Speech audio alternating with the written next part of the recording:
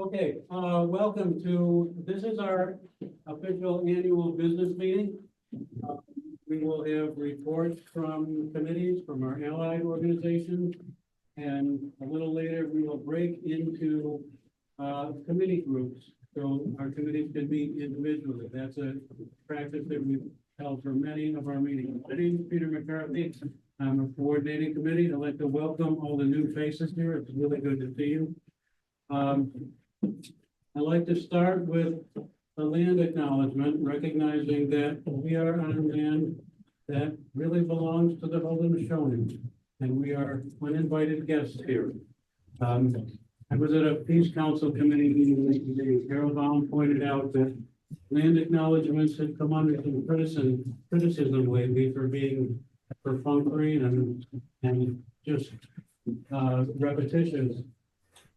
So let's instead take a moment of silence and just reflect on what the Haudenosaunee mean to us in terms of the initial formation of our democracy, such as it is, and in terms of lessons for respect and reverence for the world we live in. Thank you. Before we open our formal agenda, I want to make a couple remarks about some things that I've been thinking about over the last month or two as we enter this new phase, about who we are and what we do. I want to start with a quote from Noam Chomsky a few years ago. And he was being interviewed, and the interviewer asked him about the politics that he was engaged in electoral politics. And this is what Chomsky said. He said, there's an old view of the left that has fallen out of favor, and I think we need to pay more attention to it. Politics is constant activism. It's different than the establishment position, which says politics means focus every 4 years on voting, and then go home and let your superiors take over. The left position has always been, you're working all the time. And every once in a while, there's an election. This should take you away from real politics for 10 or 15 minutes. Then you go back to work. You vote against the worst. You keep the pressure and activism going. The interviewer then asked him about Biden, or he started talking about Biden had just been elected at this point. And Noam said, take Biden's campaign positions farther to the left than any Democratic candidate in memory on things like climate. We talked a little bit how Biden's climate program really came from the Green New Deal and the Sunshine Movement. The interviewer said, this is interesting coming from you. Your support for Biden is more than merely grudging. And he said, it's not support for Biden. This is support for the activists who've been at work constantly, creating the background within the party in which the shifts took place, and those who followed Bernie Sanders and others in actually entering the campaign and influencing it.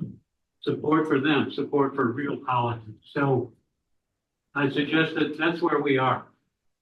It is important that we, as individuals, engage in the work of campaigns and getting people elected who will listen and voting against the worst. But the real activism that we engage in is full time, goes on all the time. And we'll talk about some of those things that we can do. I want to share some good news that most of you are familiar with. And I hope that our influence in this area has influenced people to educate themselves, to understand the issues, and to vote for the right people. Brandon Williams is out. Many at least will listen. Josh Riley from Ithaca seems to be a real progressive, and he's in a lot of ways. Chris Ryan is in the state senate replacing John Mannion. That's very good news. Rachel May is in, and she was just appointed chair of the Consumer Protection Committee in the state senate. Rachel came out of this organization, and she's proud of it. Rachel was very active in the beginning days of CNY Solidarity, and we stay in touch with her. Nodija Hernandez has just been selected the Democratic County Ledge Leader. I believe in 26, county ledge elections are going to even years, which is going to increase Democratic participation and flip our ledge and others to Democrats, very likely. So something to look forward to. Pam Hunter has just been appointed to one of the top positions in the New York State Assembly. I believe it's called President Pro Tem, and it's like the number 4 or 5 position in the Democrats. It's the highest leadership any local Democrat has had since Mike Fragman many years ago. And Pam, I would call Pam a moderate progressive. She listens to us. I was in her office about a month ago with people from New York Renews and DSA and Citizen Action about some climate legislation. And she asks good questions, she listens carefully, and then she makes up her own mind. I think she's a good representative. And I think another comment about our role, it's my belief that we are perceived by many or most of our local legislators, state legislators, and so forth, as an organization that represents a certain important part of their constituency. I think they pay attention to it. Doesn't mean they're always going to do what they want, but I think we have some credibility as an organization with those legislators. Other thought I wanted to share with you is that over the last year or two, become aware that I've had a number of conversations with people that strike me as intelligent, well-informed, and well-intentioned. And then they say something crazy. Absolutely bonkers, off the wall, nuts. Something about wildfires or vaccines or Trump or something. I'm thinking, there's this consciousness in the background that's reinforced by social media and Fox News and a bunch of other places that just brings into people's mind some really crazy stuff. So our job is to combat that, and we've been doing it a bit, but I think we need to think about how to get a lot better at it. So just a couple thoughts. We as an organization, we're very proud of our website and our newsletter, 2 primary means of outreach. I'm going to ask you all to take a look at those and see what you can do to spread the good word. We got a check in the mail in December from somebody in Washington, D.C. that we never heard of. Someone who apparently, I looked her up, she gives money to progressive causes. Somewhere she came across the newsletter or the website or something and decided these people need $500. And she was right, we did. So, I would encourage you, if you're corresponding with somebody locally or in Texas or Florida or Ohio or one of those places, share our stuff. Say, this is what we're doing here. What are you doing? A lot of stuff in the newsletter is national or international news or online events that anybody can pay attention to. And if you share it locally, we need more people signed up. We need more people showing up. We need more people getting involved. We need help with the website, with our directory of organizations, with letters to the editor, with updating our mailing list so we can identify whose constituents are whose and target people when we want them to show up to talk to Mannion or Sturpey or somebody. So there's stuff that can be done at home. Elaine is our master wizard in charge of everything that has a keyboard. Maybe you can help with a bunch of those things. So, yeah. Last thing, and this will kind of become clear. We've been asked, it's been apparent over the last 2 years that other than having some visibility in the ways I mentioned, we haven't been doing much. We have not had major rallies, events, press conferences, legislative campaigns, things like that. Our committees have been very small. And the organization as a whole doesn't do any of those things. The committees do. And the committees have been barely functioning over the last couple of years. So today is about having reports from those committees.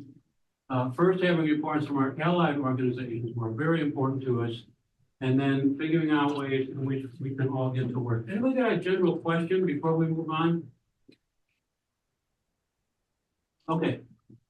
The agenda is going to be, in a moment, I'll ask if anyone has an announcement they want to share. We'll want to be pretty quick about that. Dick Kornbluth will present an amazing annual report that he put a lot of work into putting together over the last several days. We'll have coordinating committee elections, so we want to ask any of you who might be interested to give some careful thought over the next little while and see if you might want to join the coordinating committee. Ethan is going to facilitate the coordinating committee elections. Then we'll have reports from our allied organizations, several of which are represented in the room. Then we'll have the committee reports, and then we will go to committee breakouts. So committees will take those classrooms and go break out sometime around 3 o'clock. So, quick time for announcements. Where's Mary?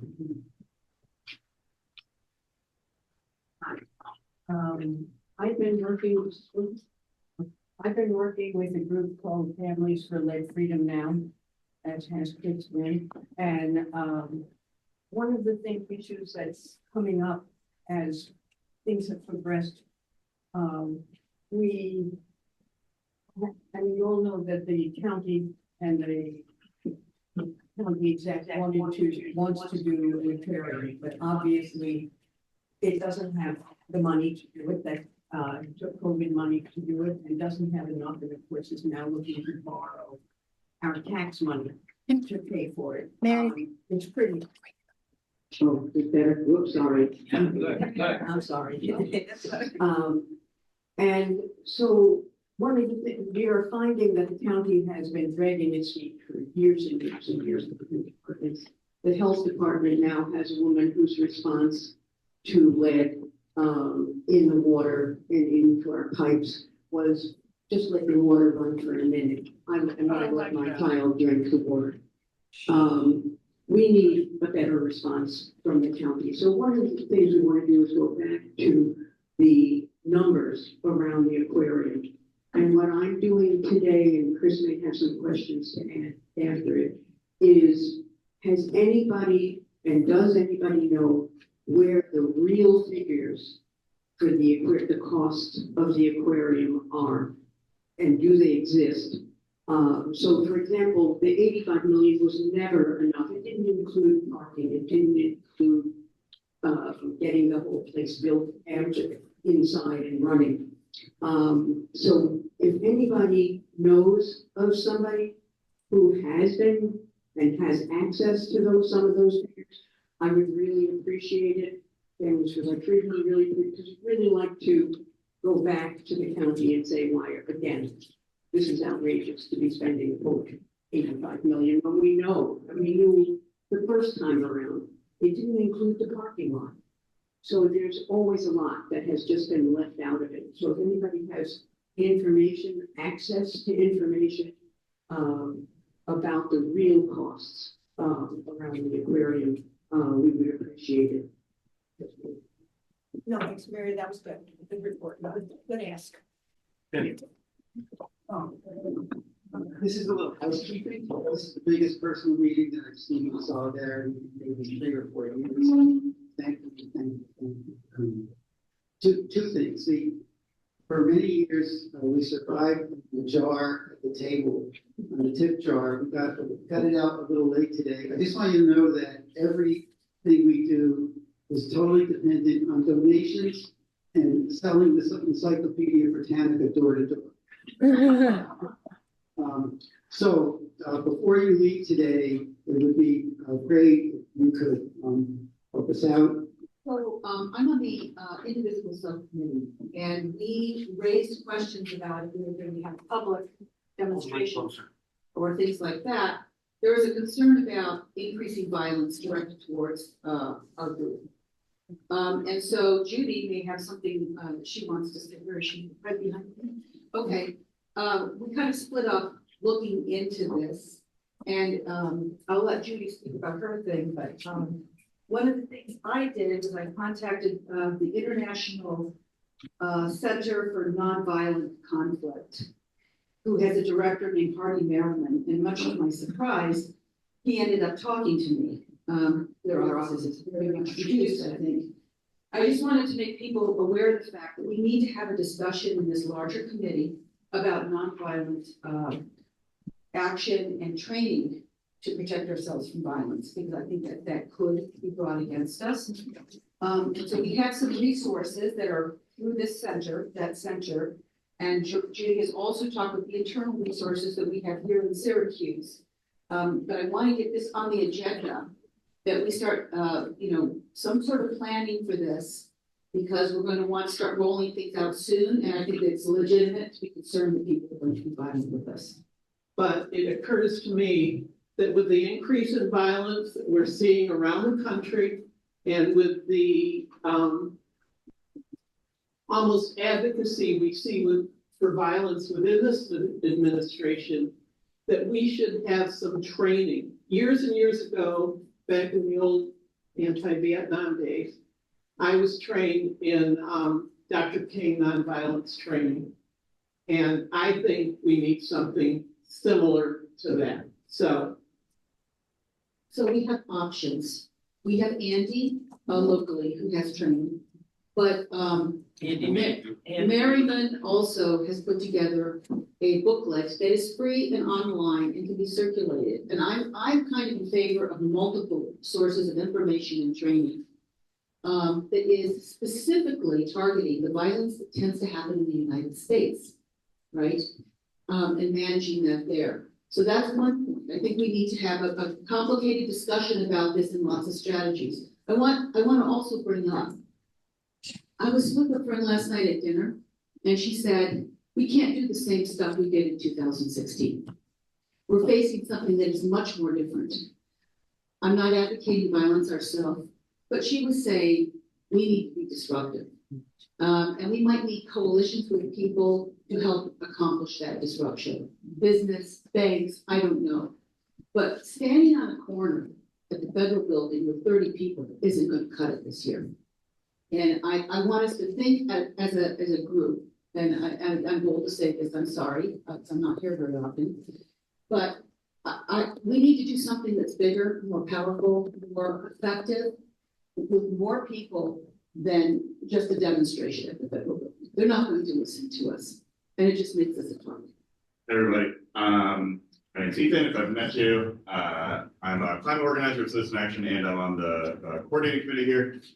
We have two really exciting events happening, big mobilizations in Albany for climate. On January 22nd, we are working with our coalition here, CNY Solidarity is part of, to go to Albany, do a big rally advocating for climate funding for renewable energy projects and to get off fossil fuels. And then we'll lobby legislators after that. It's a long day. There'll be carpooling from Syracuse. It'll be a lot of fun.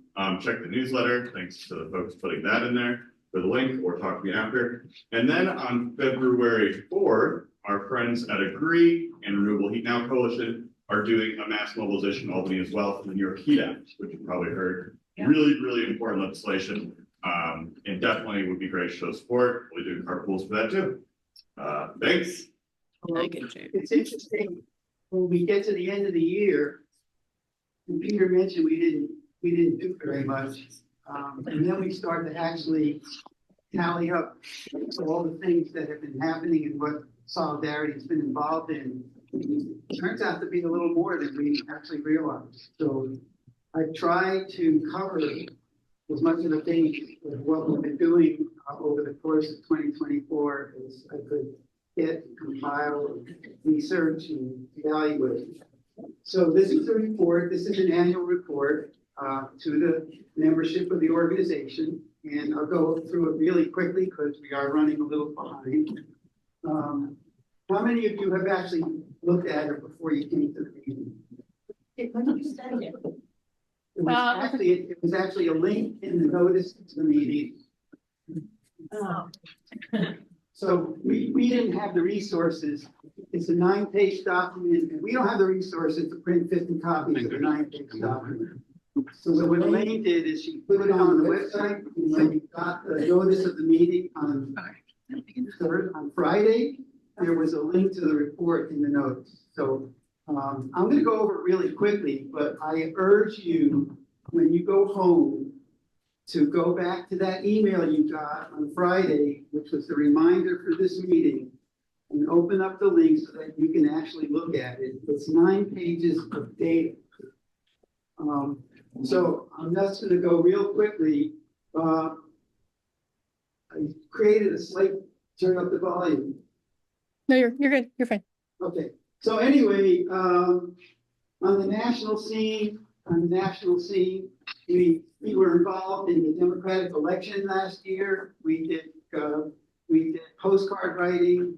We were supporting the efforts of Sarah Reesky in the efforts in upstate New York. We also supported peace efforts and demonstrations against Gaza. In terms of state issues, critical legislation. We are part of New York Renews. We're also part of the other coalition that Ethan mentioned. So we've been supporting the activity of Agree, of New York Renews, and et cetera. And we also demonstrated downtown against at the time when the Governor Hochul had her big energy conference. We demonstrated outside against the creation of new nuclear energy in New York State, which we think is a bad idea. At the local level, we've been involved in the lead issue. We've been involved in the aquarium issue, et cetera, et cetera. On the first page of the report is a list of all the meetings that we had over the course of the year and the subject matter and the dates. We had 15 meetings in 2024 between Zoom and in person. But by the way, just a comment about committees. I think that what happened to the activity of committees in Solidarity was when COVID hit and we went from in-person meetings to Zoom. I think it took the energy, it took the enthusiasm and the camaraderie out of what was happening prior to that, which were in-person meetings with in-person committee meetings where we were face-to-face. And I think it really deflated the energies around committee and the committee structure. So we're out of that period of our lives. We're back into in-person meetings where committees can actually get together, have meetings together and talk and plan together in person. I think face-to-face is much more powerful media in general for communicating than virtual. I think 2025 will be a lot different. Very quickly on solidarity events, we co-sponsored safe housing and Stop the Slumlords in May. We participated in the Arts and Crafts Festival, sharing the SPC group booth. We co-sponsored an anti-nuclear demonstration I mentioned. We participated in the Westbound Street Fair. We participated and co-sponsored the Indigenous Peoples Day Festival. We co-sponsored and participated in the CNY Good Jobs Town Hall, and there'll be more about that later, and participated in cloud shares. So we were out in the community tabling and getting our message out. Solidarity, since its inception in 2017, had organizations which were initially called anchor organizations. We renamed them to affiliate organizations. And so we are supporting those organizations on a continuing basis. Syracuse Cultural Workers, the Peace Council, Urban Jobs Task Force, the Workers Center, and the Central New York Labor Federation. We also are engaged with other organizations that are statewide, including, scroll up. Oh, what? Oh, this way. Sorry. Yeah. Including Alliance for Green Economy, Greening USA, where we actually are essentially, what's the word? We're advisors to the board of directors of Greening USA. and we are advisor to the board of directors of the Board of Jobs Task Force. So we not only support these organizations, we actually are actively involved in the process, in their meetings, and in their work. And so finally, the Directory Project. In 2017, when the website was first created, there was a directory of local organizations that was created as a page on the website, the purpose of which was to provide a public service to the community, the Central New York community. And the idea was that there are organizations that either advocate for or serve disadvantaged populations, people with challenges, etc. That directory has not been updated literally in 7 years. And so in 2024, we decided it was time to revisit that directory. We see it as an incredibly valuable local resource. And what we did was we started out by going through the directory to see which organizations literally still existed and which didn't. And then what we did was we've been updating it by contacting organizations to update their information. That's an ongoing project. Next. Quickly, sustained CNY. When Micron came to town, realized that there was a major impact of Micron in every imaginable way on the environment, sustainability. We joined together with 11 other local sustainability organizations to create an organization called Sustain CNY. That is active now and will be deeply involved in communicating knowledge about Micron, commenting its commenting periods, and doing research. And finally, Good Jobs Coalition. The other side of the Micron piece is the worker equity rights and good jobs, and a national organization called Jobs Move America partnered with a union called IUCWA to come to Syracuse to organize for good jobs. And they created a platform looking for support, including a petition signed and trying to lobby both the state and local Onondaga County to allow unionization to take place at Micron. So that's ongoing. Oops, sorry. Last. We have supported sign-on letters. I'm not going to go over them. If you are specifically interested in any particular letter that we signed on, if you contact us, we can send you a copy of the letter itself. I'm simply using this form just to list the letters that we signed on in support. And finally, the last section is the financial statement. We took in $3,647 in donations in 2024, and we donated $2,887 of it to local organizations. So 79% of the income of CNY Solidarity went right back out into the community to support local organizations. The rest of that list are the ordinary general and administrative expenses that we need to keep Solidarity moving. And if you go right to the bottom, you might not be able to read it, but if you scroll down a little bit, Elaine, the leader, basically, we spent $1,223 more than we took in over the course of 2024. So that's where we are. And every year, we find a way to keep our donations going and to keep the organization going, and it's up to you to keep that process. And finally, the last chart table is just where the money went. So I just suggest that when you get home, you go back to that email, you can look at this in more detail and depth.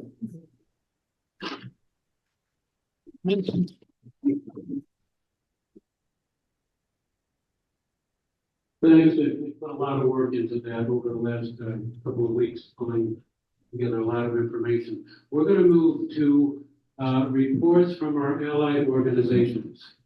And we have a number of organizations, as Dick mentioned, that we work very closely with, and some others that we've had an ongoing loose affiliation with. So I'm going to ask Tyler Worrell of Urban Jobs Task Force to come up and talk about our relationship and what they do and what we do. Thanks, Tyler. Hey y'all, how y'all doing out there? My name is Tyler Worrell. I'm the Executive Director of Urban Jobs Task Force of Syracuse. I want to thank you all first for being members of our organization. We really can't do this work without your support. And I want to first start by giving a special thank you to Dick, who really is right by our side throughout the entire process. So you guys have a real gem here. I hope you guys appreciate him. Thank you. So I won't take up too much of your time. I just want to give you an update of the work that we've done this past year.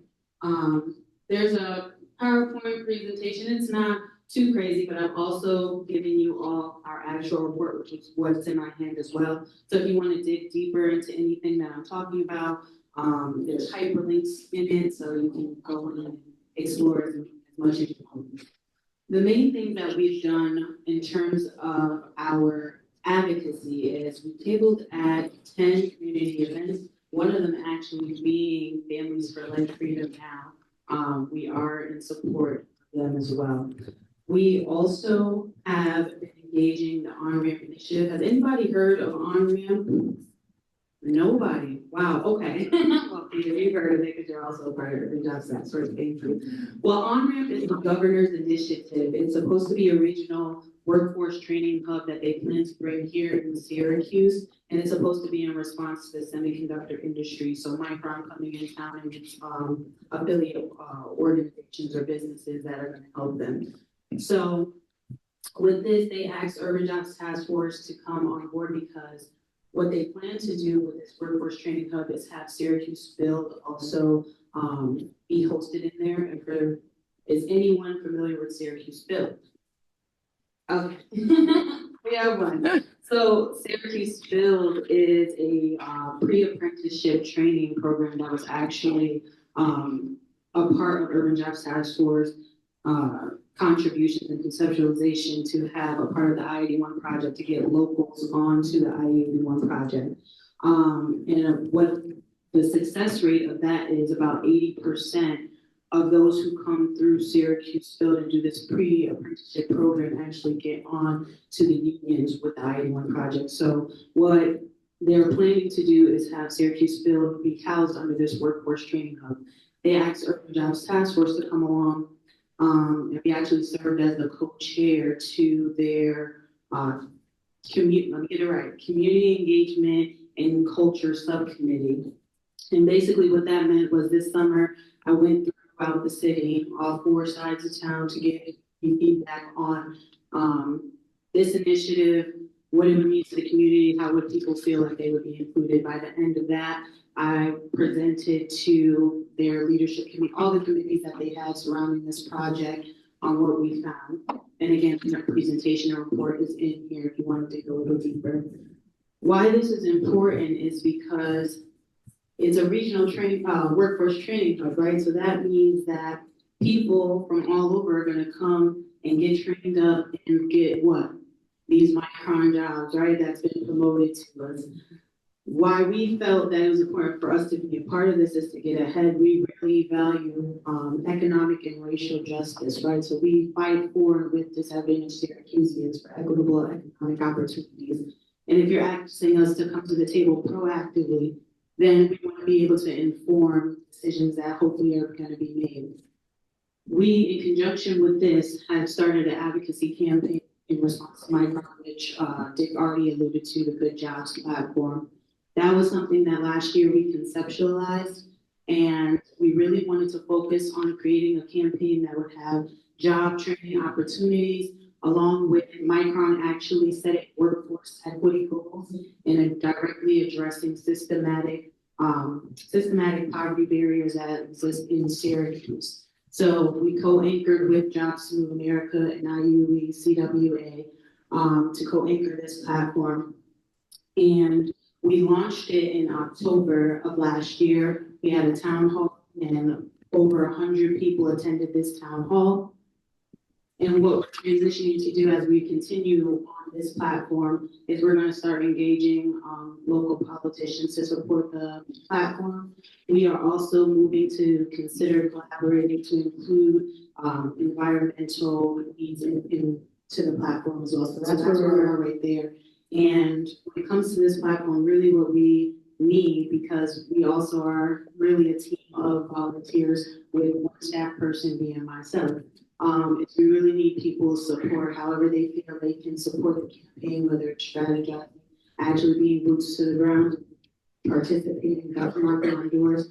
I would strongly encourage you to connect with it to see if there's any way that you can be supported in that campaign. And then lastly, the I-81 campaign still continues. We have a consultant, Decca Dancel, which is also the president of our board, who is keeping up with the I-81 campaign. And so some major successes that we actually are having with this project is that 3 local trades, as a direct result of our advocacy, have committed to taking away the GED requirement to join their membership. And I'm sure all of you all know how crucial that is, how major that is, especially when we talk about addressing systematic poverty and barriers in Syracuse. Another accomplishment is, as of today, $3.5 million that's allocated to that project have been directly put into locals. So those locals who have been on that project, $3.5 million have come into our economy, which is amazing. We still have to look to see, and in our final report, we'll see if our actual goal of making sure that the disadvantaged communities that we sought when we initially launched this campaign are actually the ones getting on the project. We're going to do some research to see if we actually hit our markers, but it's still a major success to ensure that locals are getting these opportunities, and it's not people from Lord knows who, where else, coming in money and then going out and putting it into their community. So those are major successes. Thank you. So something that I've been really working on is revitalizing our community in Urban Jobs Task Force, because largely what I rely on is the volunteer support. And what I've been able to do, we've had dozens of opportunities for people to participate in any economic justice. Oh, it came back on. Okay, I thought I had to project. Any economic justice opportunities or calls to action. We send emails out to the membership so that you all are aware. So if you're not able to make the meetings, you still know what's going on. And if you're able to support there, those opportunities will continue on in this year as well. We continue to serve on the Syracuse Field Steering Committee, the I-81 table, the Work Smart Collaborative, and we did join the Energy Smart New York Steering Committee. I'm hoping to hear more about what is going on with this committee, because we didn't have too much involvement this past year, but we are part of that committee as well. We signed on to 15 mission-aligned initiatives, those include the Building Electrification Equity Platform, Empire Act, Global New York, Heat Smart, CNY, a New York Heat Act. I heard that brought up. So anything that's mission-aligned, and you have a request, you bring it to us and we will support you as well, because we got to do this together. And lastly, I'll just say another great big accomplishment is that the Federal Highway Administration actually wrote about our advocacy, right? Not just Urban Jobs Task Force, because you guys are members, that includes you too. So the advocacy that we put on for I-81, they basically said for a major highway infrastructure project to be successful, you need the community, and Urban Jobs Task Force was a key component to this economic landscape and things being successful. So I just, again, want to thank you for being part of us. People are recognizing that this is necessary, and hearing the community's voice is a crucial component to our economy. So thank you for that. This is 1 minute, I'll just take this as the opportunities and challenges that we see right now. We're in the middle of a board transition period. You don't have to join the board, but if you have any expertise that could help any of our committees in these areas of HR, financing, strategic planning, whatever you think you have to offer, feel free to just reach out and say, hey, this is what I have to offer. Could it be useful? Join a committee, help dig out, see what Dick finds useful. We can use more support even on the Micron campaign and strategizing in that area as well. We're looking for another representative to serve on that working group. And I'm looking forward to having a very successful year and impactful year and seeing all of your lovely faces this year. Thank you so much for your time. I'm gonna throw one in here, that we don't have a representative from New York Civil Liberties Union. We have been working very closely with them for quite a number of years. Several years ago, Jerry Gordon, Jerry Cunningham, and maybe a few other people started doing some canvassing on the south side with Vanessa Chaplin from New York Civil Liberties Union, related to the changes coming in that community with 81 coming down, and advocating for the community grid, advocating for responsible use of the land that will be freed up. Also advocating for police reform. So NYCLU has been a very important organization. Victoria Coy and Becca Dansel are now running the NYCLU. Vanessa Chaplin has been moved upstairs to statewide civil rights action for NYCLU. But I wanted to mention them is related to some of the things that Tyler just talked about. Some of the same issues as a very important organization that we're very closely involved with. Peter? Or just briefly, you may know already the Governor Hochul signed the SIAC, or Schools Impacted by Gross Highways, Act this December, which we've been trying to, NYCLU co-wrote the act. It's basically making it a law that schools must consider highways in citing new schools, and there's more to come on that, but NYCLU co-wrote this legislation, has been trying to get it enacted for 2 years now, so it's Yeah, that came from NYCLU, came from Vanessa, and it came from Rachel May. So they deserve, and it was, the specific issue was Martin Luther King School and how close the highway was going to that. So, okay. I'm going to ask presenters to try to tighten up a little bit, keep it 3 or 4 minutes at the most, and going to Worker Center and SIRDN. Anna Gretchen Schubert is representing both of those today. And I just got to say how important it is for us to consider the needs of workers, migrants, and immigrants over the next 4 years. We got to be ready. There may be times when things get crazy in terms of how people like that are being treated. So, Annegret? Thanks. So I'm Annegret. I'm a volunteer with the Syracuse Immigrant and Refugee Defense Network, and our relationship to the Worker Center of Central New York is that we are a program of the Worker Center. The Worker Center people are busy going to a conference in Albany with the New York Immigration Coalition, and as you can well imagine, there are lots of things happening in the immigration sphere, so it's kind of hard to look back when there's so much looking forward to be done and when we need so much help. So I'm going to try to tighten up as much as I possibly can. Judy Jerome has gracefully volunteered to help me a little bit. She's going to hand around a sign-up sheet, and on that sign-up sheet you can tell us if you want the Worker Center e-blast, which comes out maybe once a month, maybe once every other month, whenever they really need some action on something. You can sign up for the SIRDN, which is a place where we make announcements of events and actions, and where we provide information, and where we send out those Zoom links that you might need when we do have meetings on Zoom. And you can also tell us other things about what you would like to be involved with. I encourage you to sign up for the listservs for the Worker Center and SIRDN, because then you will get information that is local and significant for what is happening in our community and the immigrants in our community.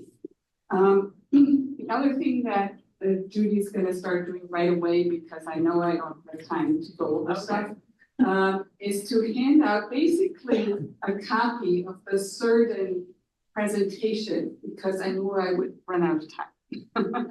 So there it is for you. And in the meantime, I'm going to try not to lose my voice, and I actually can't see a little bit of the slide here.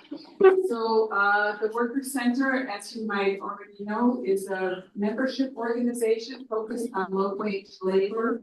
And their real focus is on, moving forward workers' rights.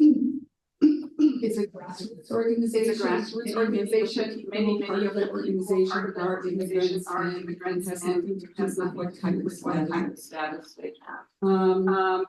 So there are 3 different areas that they work in, which is direct support to workers. There are lots of workers who run into real problems with their employers. People who are immigrants have so few rights vis-a-vis their employers. They might get fired, they might get evicted from their homes, they might get injured on the job, they might get killed on the job, and all of that they don't have real protections for that we as people who have the right to live here in the official kind of manner take for granted. So wage theft is common, all of those kinds of things the Worker Center really helps people with.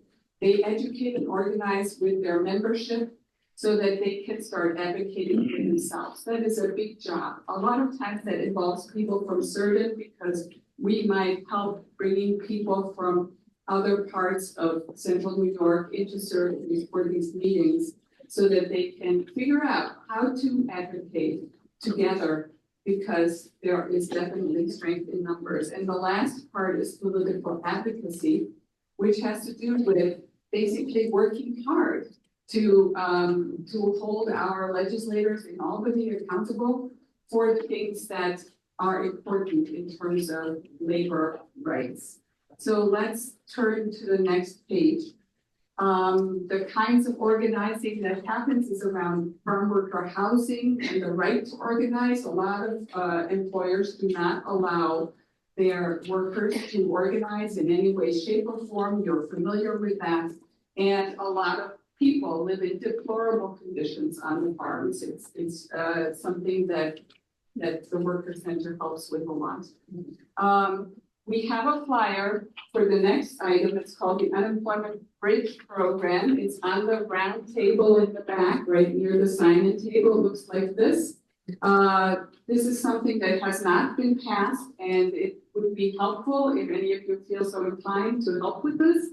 People who work as undocumented people or people who are gig workers, other low-wage workers who are in the secondary economy do not qualify for unemployment benefits, even if they pay into the fund. Oh, shoot. This is a program that we have been working together on getting the legislature to consider for at least 2 years, and it hasn't happened yet. Other things have happened. There's an increase in funding for legal representation. Some more people can now get Medicaid who couldn't get it before, but this is very important. Another thing that we have a flyer for in the back that is crucial for the current moment, it's called New York for All. It has to do with a law that would make it illegal for local law enforcement to collaborate with ICE and CBP. Right now, that is only the case in New York City. Actually, somebody said to me yesterday, maybe in Albany too. Some sanctuaries, it's a very local kind of thing. There is no state law that prohibits that kind of collaboration. In other words, if someone gets stopped for running a traffic light, if someone gets stopped for speeding, if someone gets stopped that doesn't have a driver's license, the police can call ICE. Okay, so that is an important thing, and if you have any time to advocate for New York for All, which would make this kind of collaboration between federal and local law enforcement not allowed in New York, that would be wonderful. And currently, very, very currently, I'm sorry, my phone is ringing in my ear. I'm going to try to talk right through it. I have hearing aids, so my phone rings and you don't know it. Anyways, have you heard about the Lake and Riley Act? Yeah. Okay, you know that both John Mannion and Josh Riley voted for it. Yeah. Yep. And you know what it is? Yes. Okay. So please do what you can to let them know that you don't like that. Okay, that fear mongering is not among the things that we do. And that's not why if we supported one or the other, why we supported them. And I actually don't know what's happened in the Senate. Did they vote on it? I don't think they have, but so we should call our senators. You should definitely call your senators. I knew that they were moving it forward, but I didn't know how far it had come. Stop them.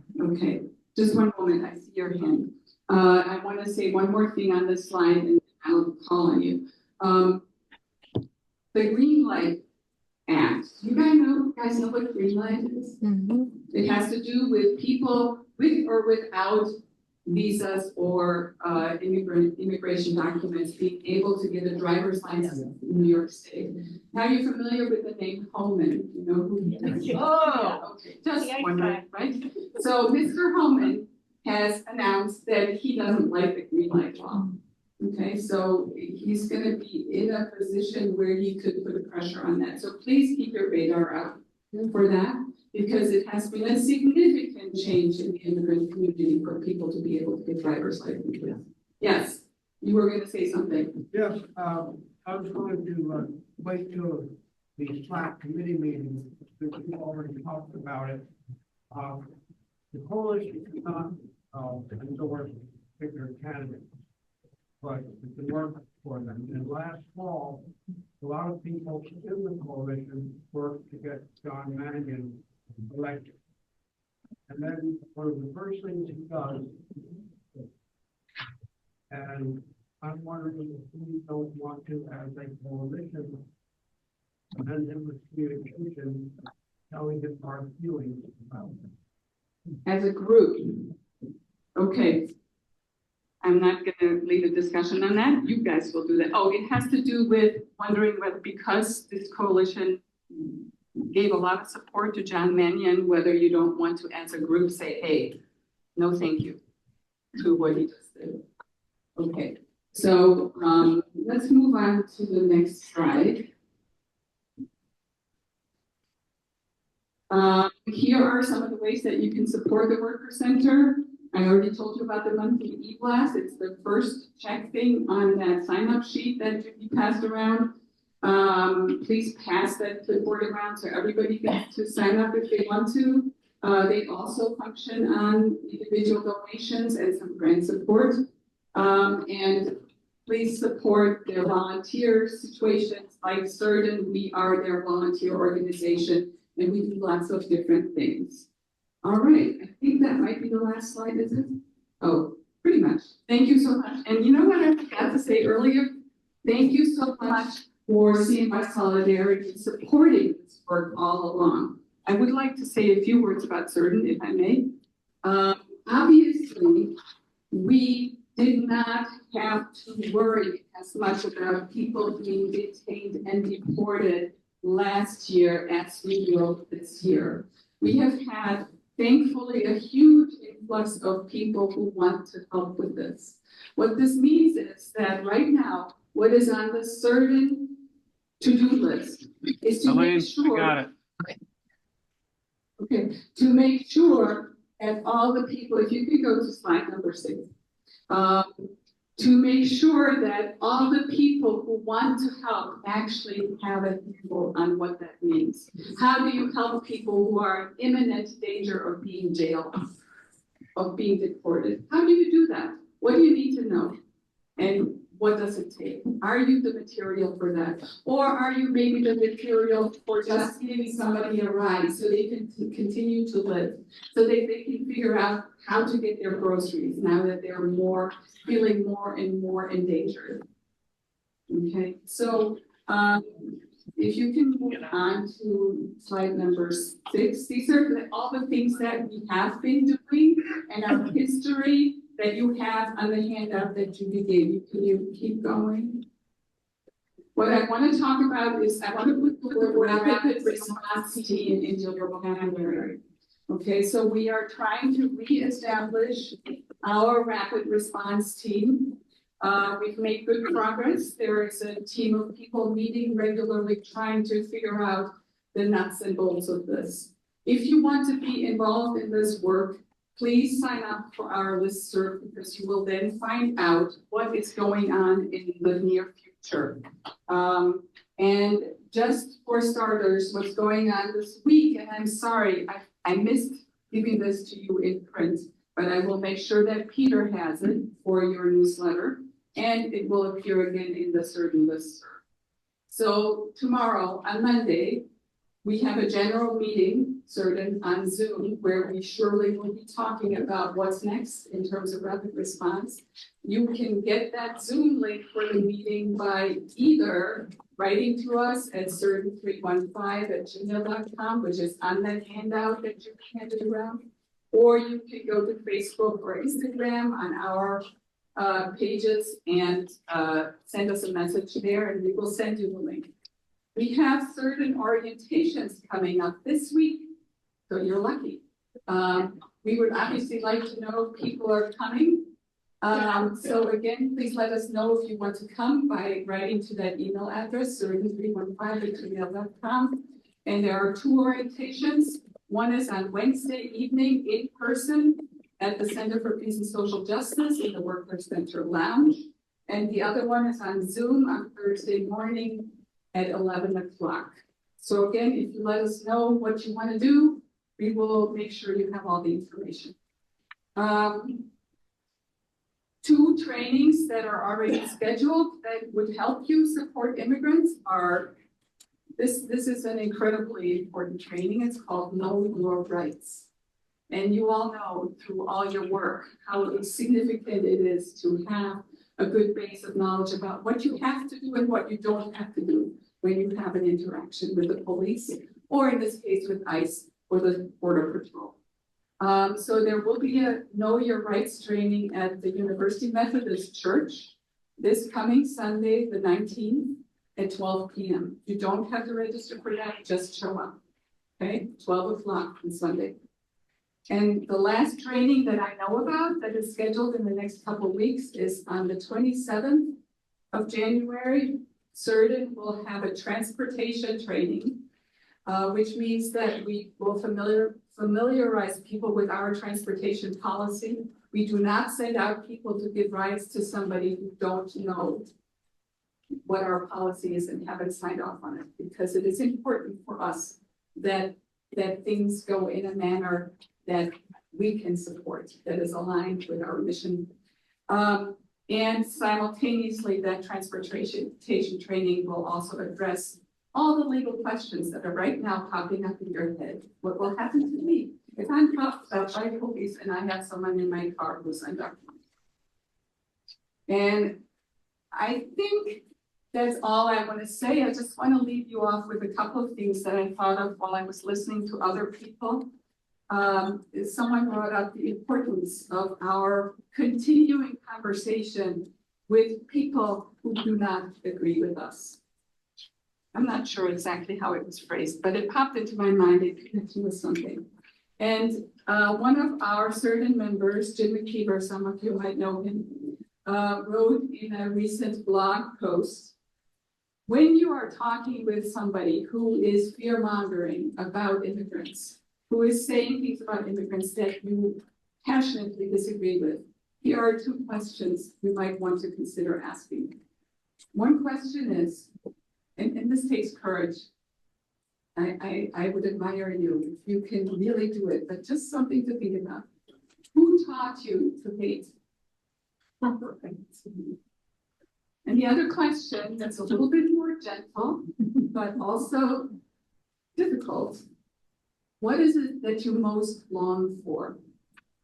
What that question will do is it will show people that we are actually all made of the same kind of blood and flesh, that we are actually all longing for the same things. And that's all I want to say. Thank you so much. Oh, thanks, getting there. All the organizations you're going to hear from today are listed in our directory of organizations. As Dick mentioned, it's been there since around 2017. We've been in the process of doubling the size of it. Elaine, can we get to Anne Marie Tellier's show? She's on Zoom. Yes.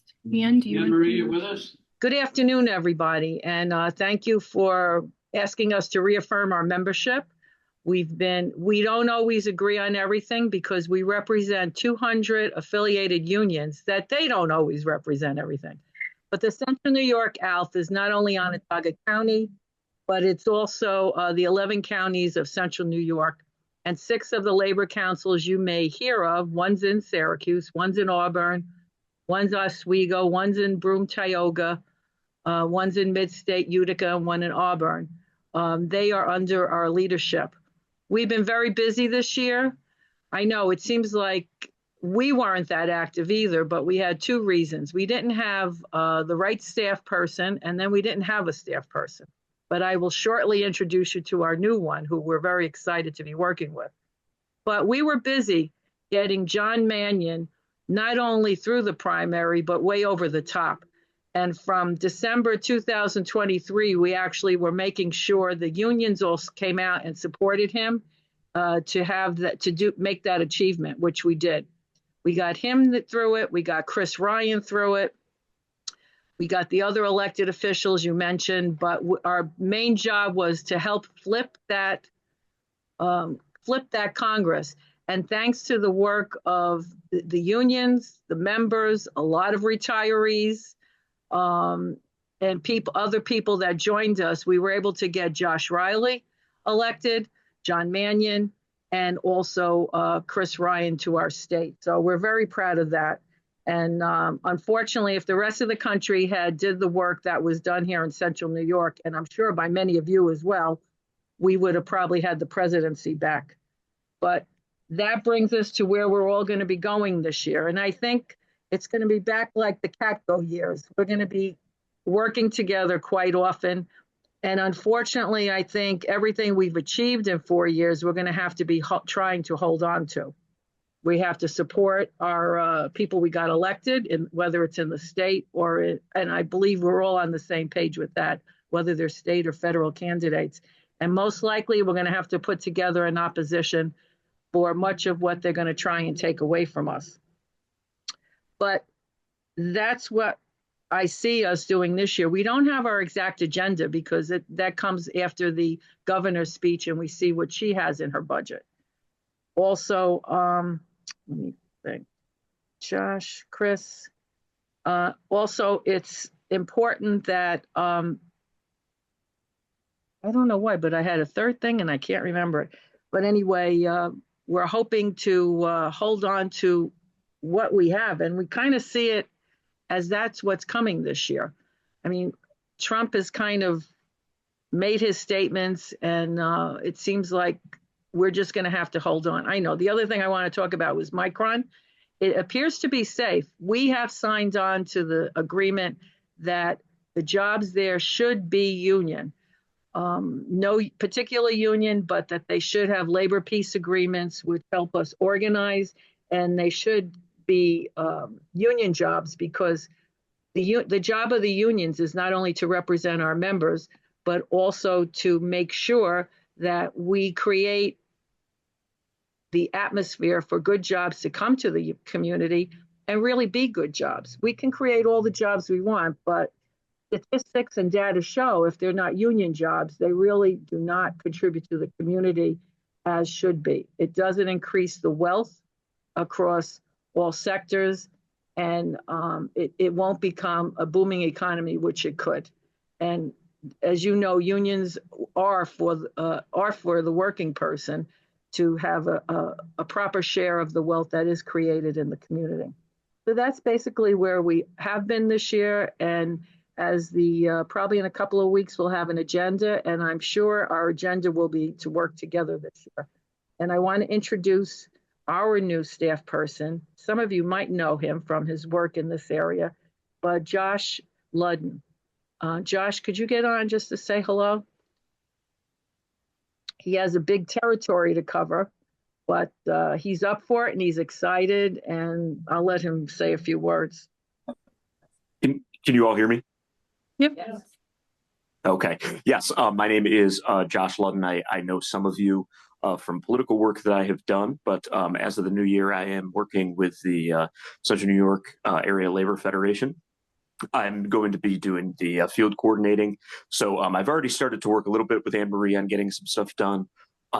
But I am going to be very happy to be, of course, working with all of the unions in the area, but also working with, various organizations that we're partnered with to try and, get things done in the community, especially as things come up, like Anne Marie mentioned, when we're in the administration this year, when we're trying to fight some of the larger issues that the Trump administration is unfortunately going to bring forward. I'm looking forward to working with you all to be able to kind of step up and try to stop some of those things and at least make sure that our voices are heard in this area. So, I'm looking forward to working with all of you. I'm sure we will get in touch soon. And if there's anything I can do in the meantime, feel free to reach out and get in touch with our organization. Thank you, Josh. Yeah. Any questions? We'll make sure Brent has Josh's contact. I know you have my contact information, and also actually, Brent, you probably have Josh's now that we emailed each other back and forth. But anything you need, just call me or call him directly, and we'll participate. We can't always participate because sometimes we represent the trade unions, the public sector, and the private sector. And sometimes we all don't agree. If we all don't agree, unions may participate, but not as an area labor federation. So, but again, I can't see anything but a lot of activity this year altogether. So any questions I'll take, and thank you. Any questions? Nope, I think we're all set. Thank you so much. Thank you. Josh, thank you, and thanks for coming. And I just want to repeat something Anne Marie said. We won't always agree with all our friends. There will be times when it's important to form allyships and to collaborate with people, some of whose agendas might differ from ours in some ways, and that's okay. We'll continue to do it. Next, we're going to hear, I think the last organization represented here is Syracuse Peace Council. And I just want to say a word. CNY Solidarity would not have gotten where it did so fast in 2017-18 without the support of the Syracuse Peace Council. I went down there in their office, worked on their computers when I first started working on our membership list at that time, before we transferred to some ways of handling it ourselves, and a lot of other support from the Peace Council. So, yeah. Take it away. And I'm going to try to keep myself honest by setting the timer for 3.5 minutes. And we'll see how far we get. Hi, my name is Julia Ganson, and I'm a member of the steering committee of Peace Council, and a longtime member involved in various in sundry ways. And I'll repeat that from our end, that we wouldn't, Peace Council really depends on and values the relationship with CNY Solidarity Coalition.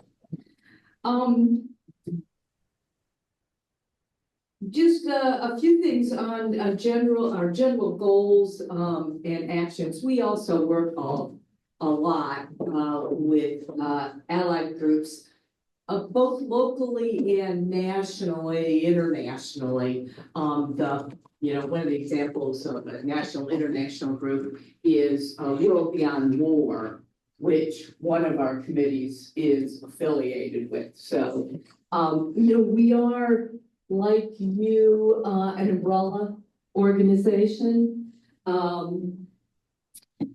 We fight for, and I'm quoting here directly, for a world without war, without violence, and without exploitation of all kinds as our goals, using methods, thank you, Brett, using methods of nonviolence, civil disobedience, and disruption.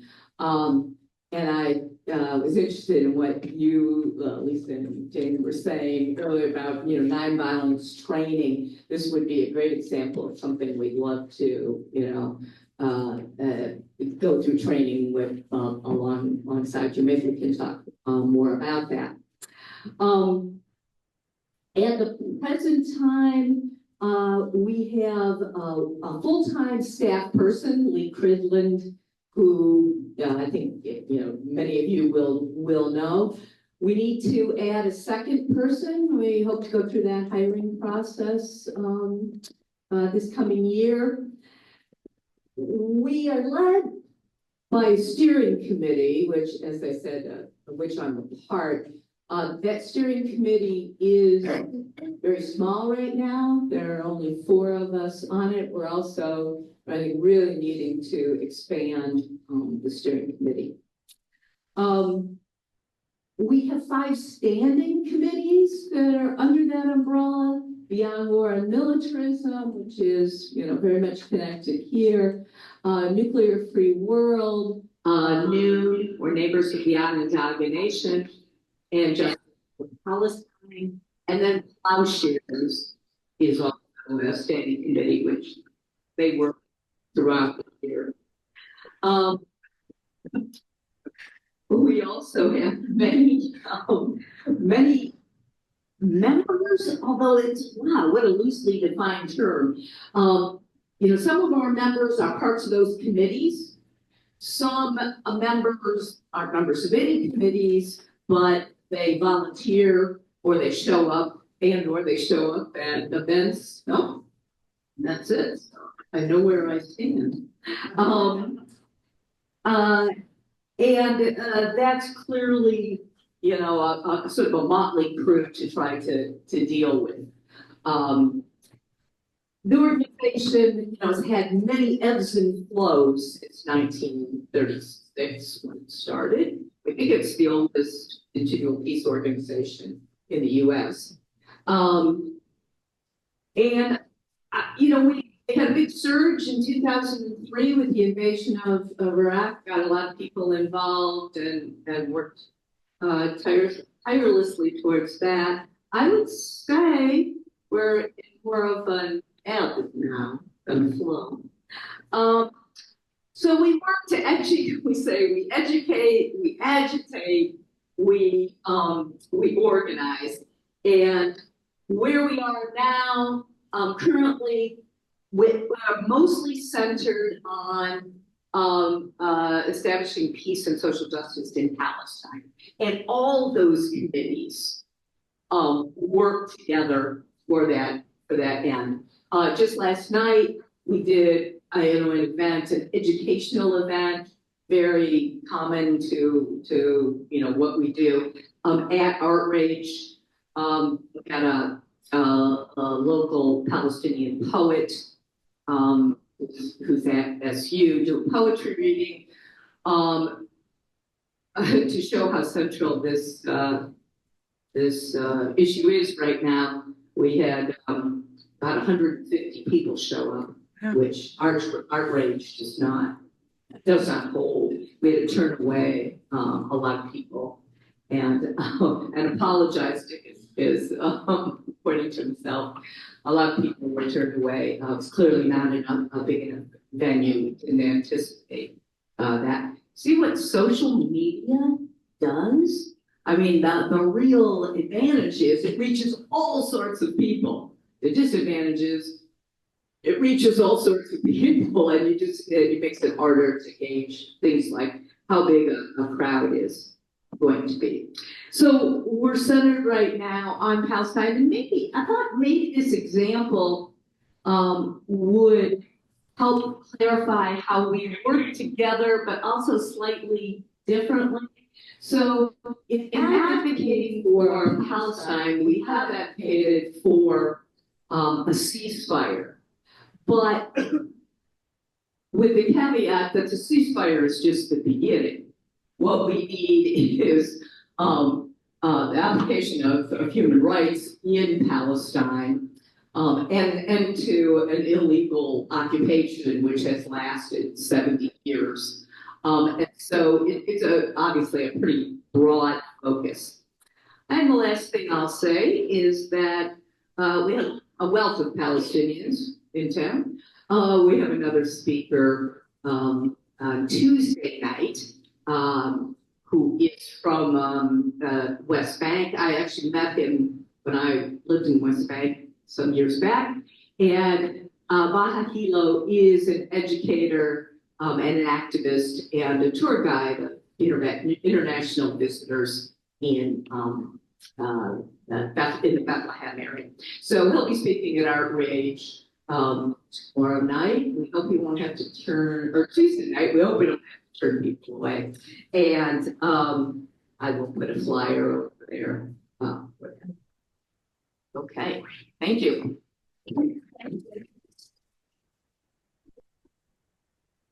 There are some things that the coordinating committee is pretty good at, but planning meetings to move in a timely manner is not one of them. What we wanted to do is, in a perfect world, I'd say get up and stretch for 5 minutes, but there's no such thing as a 5-minute stretch with 50 people. So we're gonna try to move quickly and finish the last two agenda items and then open to our committee meetings. We can have basically as long as they want. They're not going to throw us out. They're scheduled for 3 o'clock until 4 o'clock. But we'll move to those in a few minutes. So, Ethan, we're going to coordinating committee elections. Our legal responsibility today was to do our finance report, our end of the year report, and our elections for coordinating committee. Everybody, I guess maybe just start with a quick word about what the coordinating committee is, and Peter, Dick, Elaine, Brent, anybody else wants to help this. But basically, as you've been told before, this committee is really responsible for like administration, helping prepare for meetings, big picture stuff. I don't know, kind of broad overview. I'll get too much into the weeds, I guess. So what we have to do today is just elect the members to the committee again, and then we can also take nominations for new folks to join as well. So the only caveat for joining the coordinating committee is that you have to be a member of the organization officially, which means you just had to attend 2 meetings last year, right? Right. Okay. So to start, Or this year. Or this year. But there's only been 1 meeting so far this year. Yeah. So yeah, cool. So the candidates are, I have Brent Lyer, Elaine Denton, Ethan Gorman is me, Dick Kornbluth, and Peter McCarthy. Okay, then you're on. Thank you. Are there any nominations from the floor? And keep in mind, you can nominate yourself as well. Join us. Click on committee. Don't all jump up at once. We have a lot of fun. Okay. Well, we'll keep pestering you about it. Cool. Question? Yeah, please. One is, could you speak to like how often the committee meets? And the other is just give an example of some way it operates, like earlier, writing letters to the editor was mentioned. Is that something that goes to all membership, or is it a coordinating committee that works things like that? I think that's a great question, and I'll answer what I can while acknowledging I'm the newest member of the committee. So there are veterans of the committee that can answer this better. So what I see is that, I think we meet at least once before an upcoming larger membership meeting. I don't know, maybe twice a month or so, maybe sometimes a little more. Dick, yeah. We meet at least once before the meeting, and then we meet the week following the meeting, basically to kind of pose a review of the meeting, or work what didn't work. Thanks, sir. For those on Zoom that might not be able to hear that, once we meet once before the meeting and once after a meeting of the general meetings. And so examples of what we take on kind of varies, I think, but so talking about ways that we want to, I feel like big picture organizational stuff. So for example, we've been talking about the role of the committees a lot lately, and how we can help that effort get off the ground. A lot of administration stuff with the website, getting the donations to all of our partners, stuff like that. Any other big things that we take on? Yeah, coordinating is empowered to sign on to, as an organization, to support letters, petitions, legislative meetings, things like that. If the coordinating committee is satisfied that the goal of that signing on is in line with the goals of our organization. It's a pretty broad description, and so decisions like that we don't generally bring to the membership. We just Dick mentioned a number of things that we had signed on to. The other thing is that the newsletter is not written down anyway. Responsibility for it. It's something that Mary Bernia started doing several years ago. She handed it over to me. I kept doing it. Elaine came on. We've expanded it. So it happens to come from two members of the coordinating committee, but it doesn't have to be. That's not an organizational structure. So coordinating committee is supposed to pay the bills, schedule the meetings, make things happen. Committees are supposed to, initiate a campaign to get a particular bill passed, or to get Mannion to do something we want him to do. Those are supposed to be committees' work, and our committees have been sparse, as we've talked about, for the last couple of years. So we're hoping to expand them and have committees take on more of that. We hope, a small group, very tentative, getting together now, start working on encouraging people to do more letters to the editor and opinion pieces in the paper. There is a resource on the website that has to do with that, but that's that we're asking some people to step up and get involved with that. If you want to help, let us know. Nelson, did you have a question? Well, I just was hoping that there would be some centralization of relationship to our elected representatives, both state and federal, that the coordinating committee might take on the role of really coordinating our relationship with them. I think it's really. Yeah, generally the way it works when it works is that the state local action team has communication with state and local, county, city legislators, and it's visible. Onondaga County maintains a relationship with federal.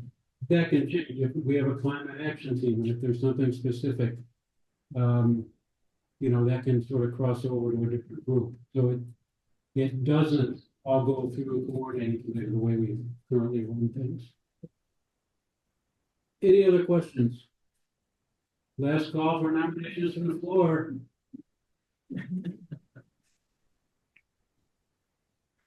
Okay. Thank you for that, Peter. So any, all in favor of the slate of candidates? Aye. Okay. All opposed? For the record, no hands. All right. Congratulations, coordinating committee. You are on again, and we're looking forward to so many more people joining this year too. No one out. Okay, we're gonna have our three active committees give very brief descriptions of what they do and what they have in mind. And then we're gonna go into the committees will go into each of three classrooms for meetings. And in those meetings, we will ask committees to welcome new people, talk about what they do a little more specifically. And if they have agenda items they want to talk about today and what plans, and to schedule another meeting. We will be meeting again on February 9th. Yeah. Here, same time. Plan committee meetings on that date. Committees are also encouraged to meet by Zoom if that's what works for them. So, who's going to speak for individual non-organized meeting? Okay. Thanks, Peter. Hi, everyone. So Indivisible Onondaga County is one of several local affiliates of the National Indivisible Movement. Which I think most of you are probably familiar with, but it formed shortly after Trump's first election, this time 8 years ago. And the sort of central mission, I guess, of the National Indivisible Movement is to encourage and facilitate local grassroots engagement with elected officials. From the founding, the idea was local grassroots engagement with elected officials at the federal level to encourage them to stand up against Trump's agenda, right? And so when we got started actually before Indivisible existed. We got started as part of this group right after Trump's election in 2016. And some of us immediately sort of formed a committee where our first kind of project was trying to engage with Representative Katko and encourage him. You know, he had said that he didn't vote for Trump, and he had said that he didn't agree with Trump about a lot of stuff, and so we wanted to encourage him to stand up to Trump's agenda. And so we've been doing that ever since. As Peter and others have suggested, you know, some of our turnout at meetings has been lower over the past year or whatever than it was 8 years ago, but that's fine.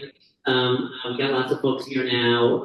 I think things are going to ramp back up because of all of the craziness that's going to be coming out of the Trump administration. And so, just real briefly, a couple things that we did last year. So I think probably the biggest thing that we organized last year was the candidate forum in advance of the Democratic congressional primary. So we hosted a forum with John Mannion and Sarah Lee Hood, moderated by me, where I asked them some questions, and we took questions from the audience, and we had 100+ people there. So that was a big event. We also, lots of us did a lot of canvassing work in the fall. So for Mannion and for other state and local Dems. And we also organized ourselves, or more often kind of pitched in to help out with some rallies that other groups were spearheading. So I don't have a full and complete list of these from the previous year, but if memory serves, we did one on January 6th this time last year. We also did one, I think, in July, focused on the John Lewis Voting Rights Act. So that kind of, 30 people at the federal building kind of actions have been part of our bread and butter for the whole 8 years. And I do think this is going to be a focus of significant conversation in our group moving forward about whether to try to kind of keep doing actions in that vein or whether to try to shift up in some kind of way. And the last thing I'll say about that, and so if you're interested in those efforts, come to our meeting today or in future meetings and help pitch in on those conversations. One last thing I'll say about it is, I think some things about the coming year and the coming 4 years are going to be similar to and reminiscent of the same period 8 years ago. And some things I think are going to be different, and we don't really know what's what yet. And one thing that feels to me a little bit different, but again, we don't really know, is in 2017 especially, but then continuing on, we organized ourselves or participated in like 1 billion rallies, like really all the time. And almost all of them were tied into a broader national effort. Sometimes that got organized immediately, like in response to a pressing outrage, like the airport protests, which when Trump announced the Muslim ban, right, those protests broke out all over the country, and a group of us got together and decided to organize one. And then sometimes planned in advance, right, but not just us, everybody around the country was doing it. So the Women's March, the Tax March, March for Our Lives, right, remember all those. And I don't, my impression is that they're some of those national groups are sort of rethinking strategies as well. So I don't know that there are going to be as many of those national calls for local rallies on a particular issue. And so that's something that I think we're going to have to wait and see. And we can obviously organize stuff on our own without those national calls. But historically, a big part of what we've done has been being a sort of global representative to help get us on the map when those national calls are happening. So that, I don't think we know yet what that's going to look like in the coming year and coming 4 years. But if you want to be in on those conversations, please come to our meetings. Thanks.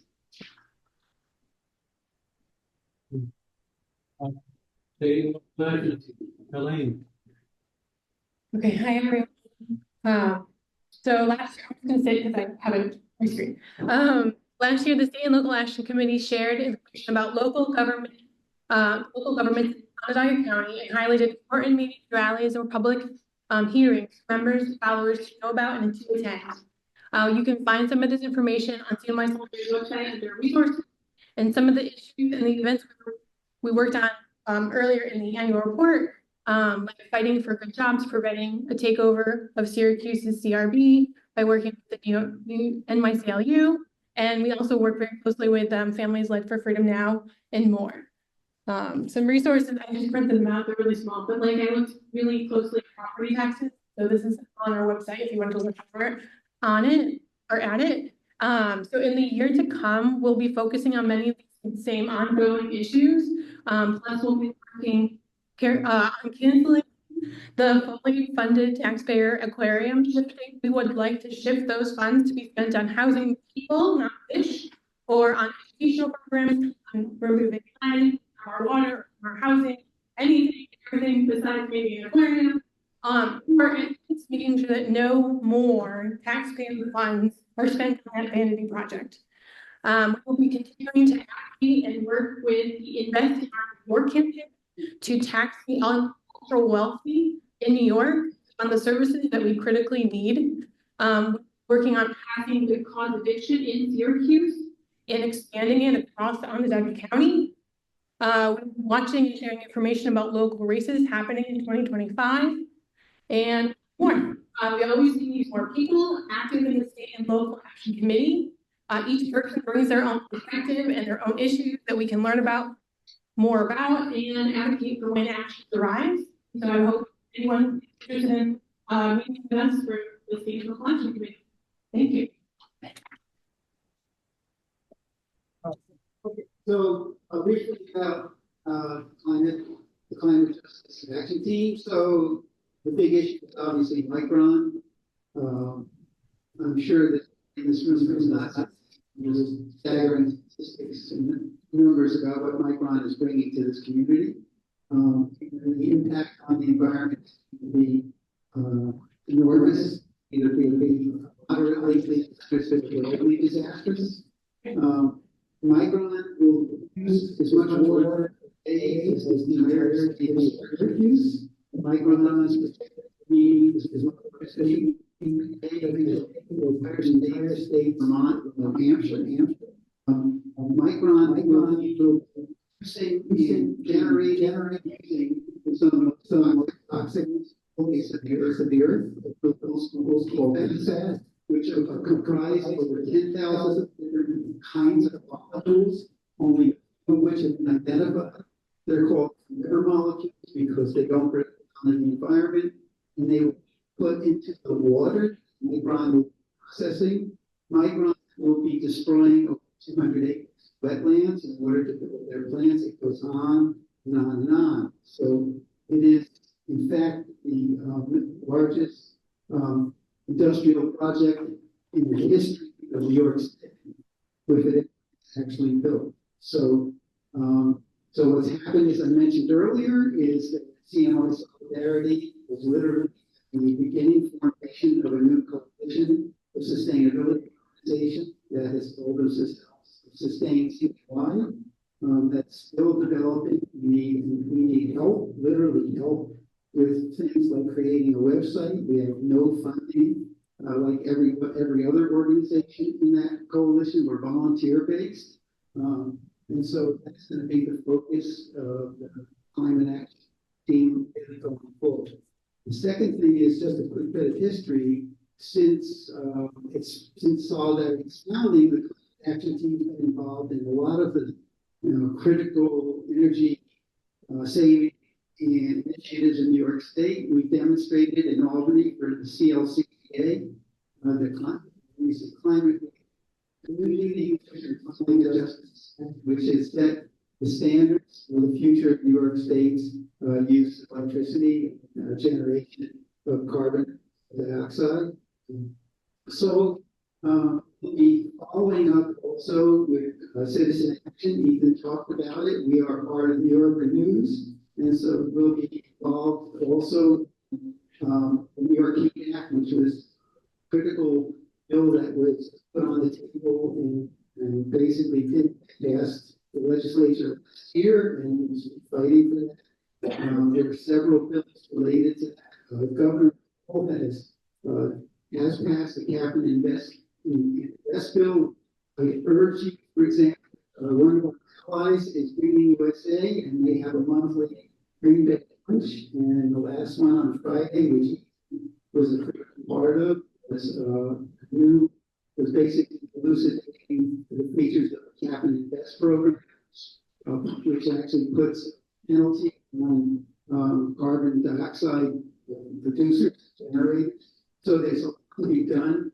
The one thing that's interesting about the climate action team is that we're not in a standalone committee because we touch upon the work of SLAC, for example. Obviously, what Ron is not just a function of direct action on the local environment, but it also touches on all the other issues that are going to be produced by the presence of Micron in our community, which means housing, transportation, and jobs. It's going to have a huge impact on all aspects of sustainability in our community, and not just environmental sustainability. So the question that came up about the committees working together and the coordinating his role is to coordinate the interaction and the interoperability of various committees is probably critical in terms of the environmental side and the state local action team, the impacts on the local community. You will have to work more closely together. It's reaching out to two audiences. One is the legislative government decision makers.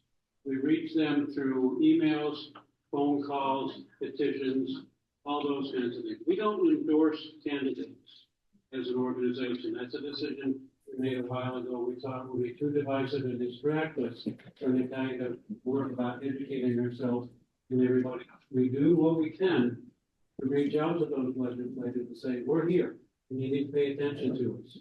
So when there's something in the newsletter that says, make this phone call, send this email, please do it. We can stay focused on that. The other audience is everybody else. We'd like to vastly increase the 2,100 people that now receive our email newsletter. So think of who we can forward it to. Who needs to see that locally, or as I said, even anywhere else. People in other places might get good ideas from seeing it. Pick up some business cards off the table. Keep them in your wallet or in your briefcase or your purse, and when it comes up in conversations, say, here, take this, use that QR code, or go to that code, or go to that website and see what these people have to say. You might be interested. We'd really like to bring more people. We need to bring more people in. We're going to have the effects that we want. Think about the letters to the editor, and you'll hear more about it in the newsletter. And please read the newsletter, read some articles, talk to people. That's what we can do. Okay. People can also submit ideas to the newsletter. You read an article, or you have a meeting going on, or something like that. Send it into the newsletter, and they may well print it. Yeah. Not a guarantee, but they may well print it if they have to select which article.